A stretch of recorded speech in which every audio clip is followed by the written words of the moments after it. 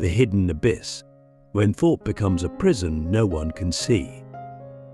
What if I told you that your intelligence, the very thing people praise you for, is quietly destroying your peace of mind?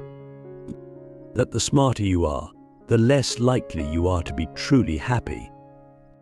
It sounds crazy, right? But Schopenhauer, a philosopher who stared deeper into the human soul than most ever dare, believed exactly that. But he saw intelligence not as a gift, but as a curse, a trap disguised as insight.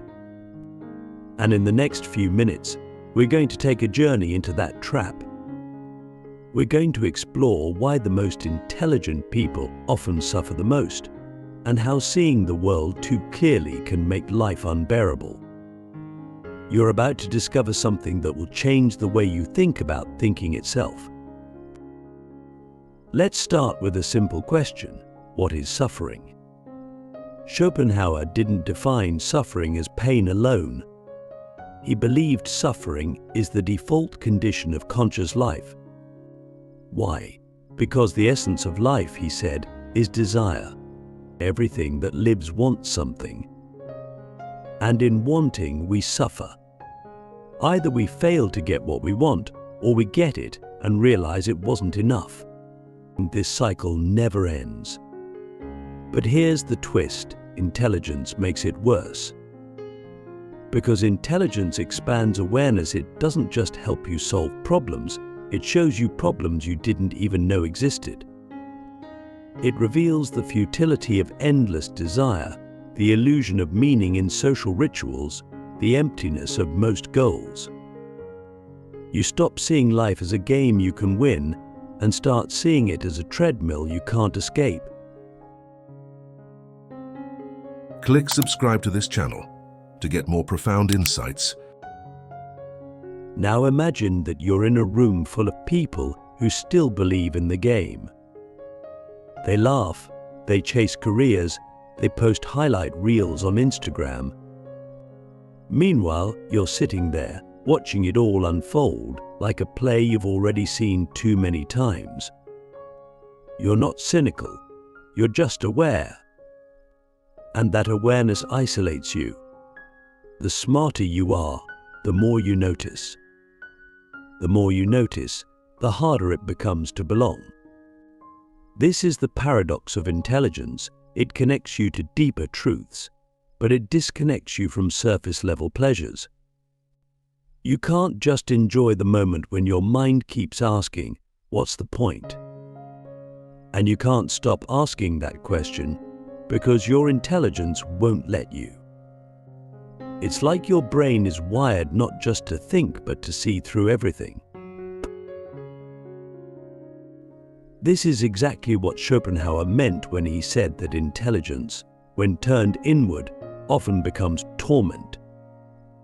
It's not that smart people want to suffer, they just can't not see the suffering.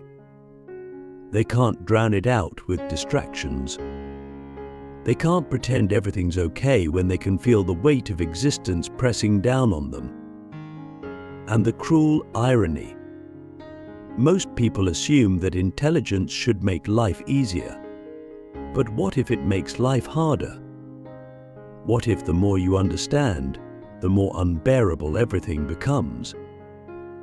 What if thinking too deeply isn't a path to wisdom, but a spiral into despair?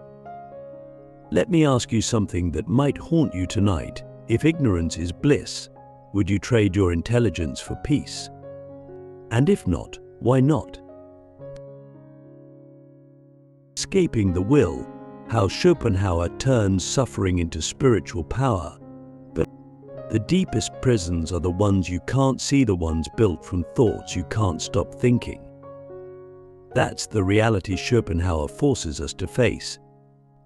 Because once you become aware of the suffering built into existence, once your intelligence allows you to see how the world really works, you can't just go back. You can't unknow the truth. You can't unsee the cracks in the illusion. You're trapped in a world that celebrates ignorance while you carry the unbearable weight of knowing. This is the hidden abyss, the place where thought becomes a cage, where intelligence becomes isolation, and where every answer only leads to deeper questions. Have you ever felt like your own mind is working against you? Like you're too aware to be happy, but not unaware enough to be free? That's the Schopenhauer dilemma. Let's break it down.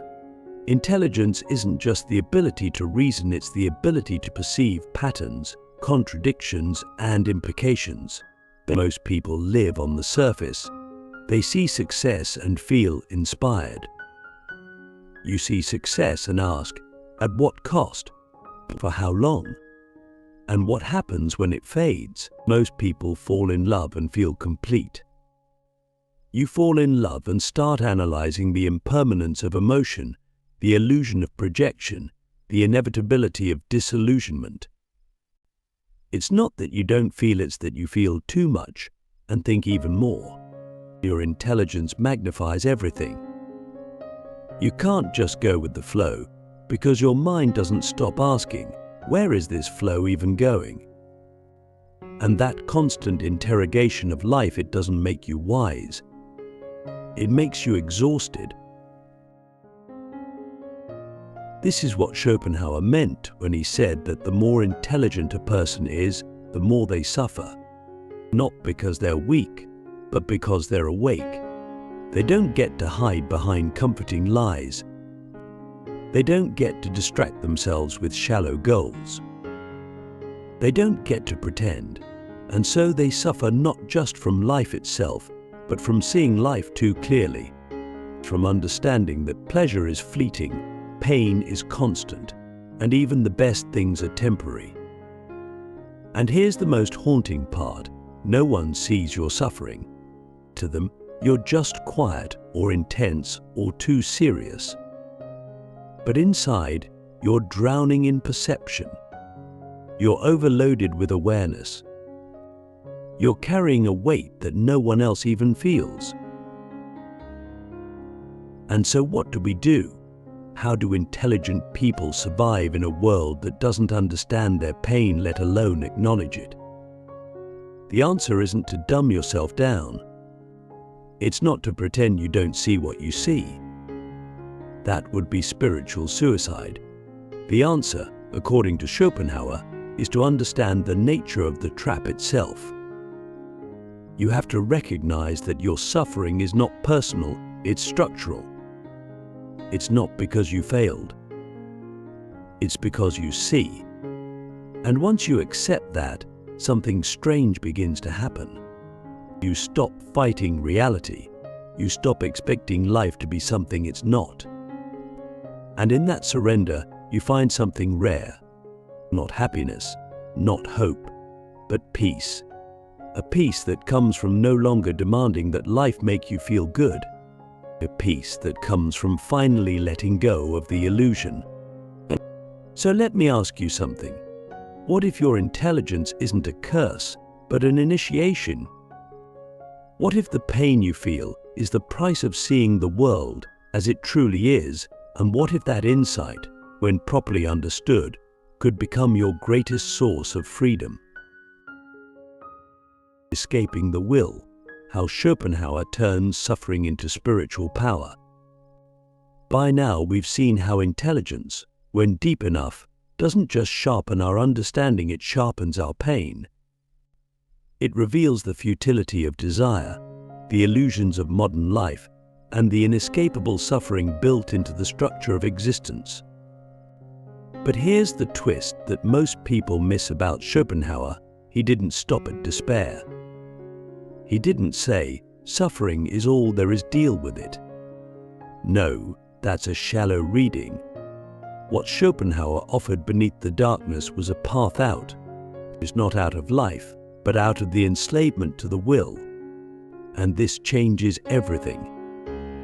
Because once we understand the will, this unconscious, blind force that drives all living things to want, to crave, to chase, we can begin to disempower it. And in doing so, we reclaim ourselves. Think of the will like a current in a river. Most people are swept along by it their entire lives. They chase goals, relationships, pleasures, validation, never realizing that they're being pushed by something deeper that isn't even rational. The will doesn't care if you're happy. It only wants you to want, and when you achieve something, it immediately replaces that achievement with new desire.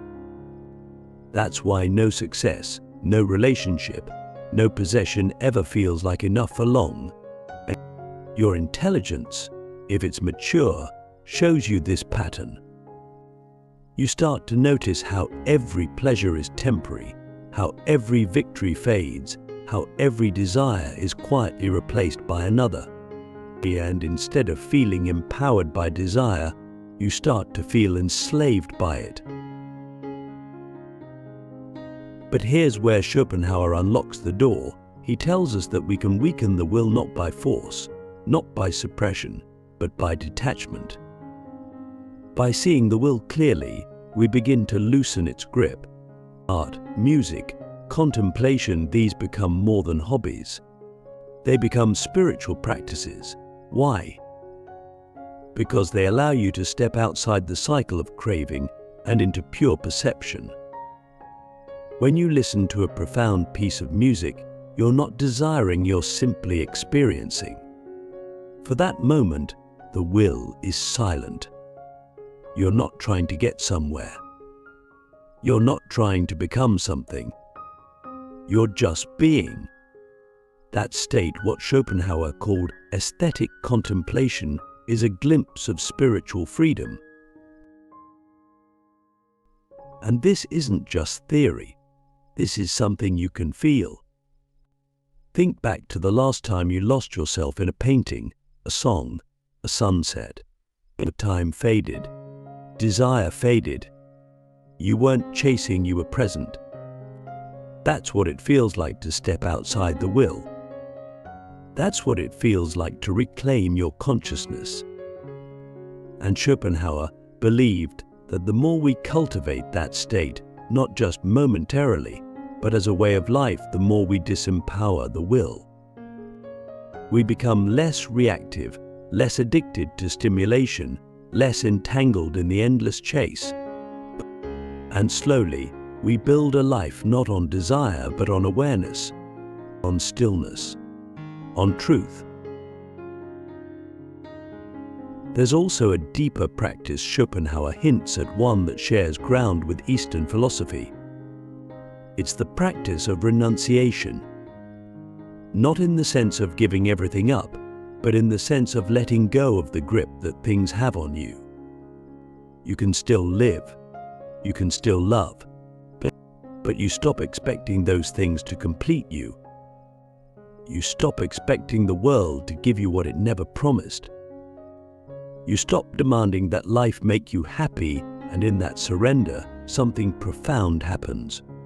You become free, not because the world changed, but because you did.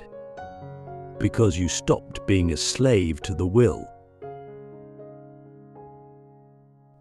So what does this mean for you? It means your intelligence doesn't have to ruin your life. It means your perception, your depth, your sensitivity, they don't have to isolate you. They can liberate you. But only if you learn how to use them. Only if you stop fighting the will with more will. Only if you stop trying to think your way out of suffering and start seeing your way through it. Schopenhauer's message isn't about despair. It's about awakening. It's about taking the pain that comes with intelligence and turning it into clarity, into power, into peace. So let me leave you with a final question, maybe the most important one of all. If you could live without craving, without chasing, without needing, who would you be? Because that, in the end, is the life Schopenhauer offers us. Not a life without pain, but a life without illusion. Not happiness in the conventional sense, but something deeper, something still, something real.